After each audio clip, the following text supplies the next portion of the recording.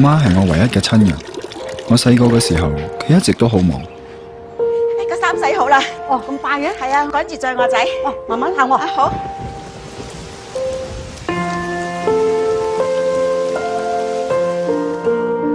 只有喺食飯嘅時候，我先見到佢。家煩惱。無論幾忙都好，佢都會陪我食飯。家煩。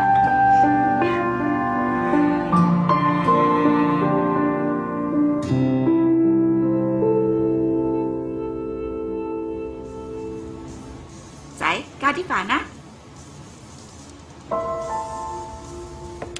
今晚翻唔翻嚟食飯啊？唔知啊，唔知啊。而家輪到我好忙，可以見面嘅時間就越嚟越少。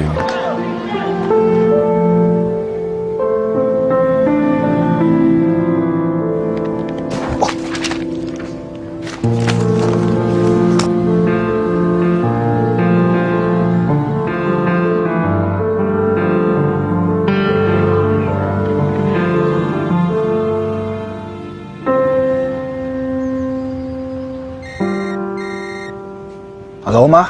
今年翻唔翻嚟過年啊？好忙啊，遲啲先傾啦。OK 啦，我唔阻你啦。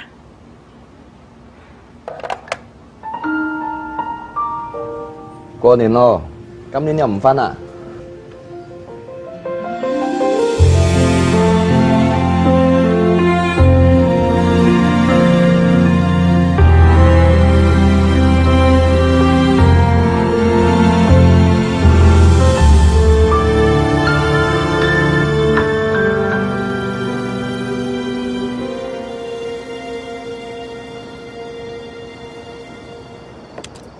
媽，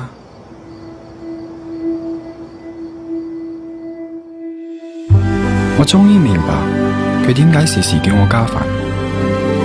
其實我食耐啲嘅話，我就可以陪多佢一陣。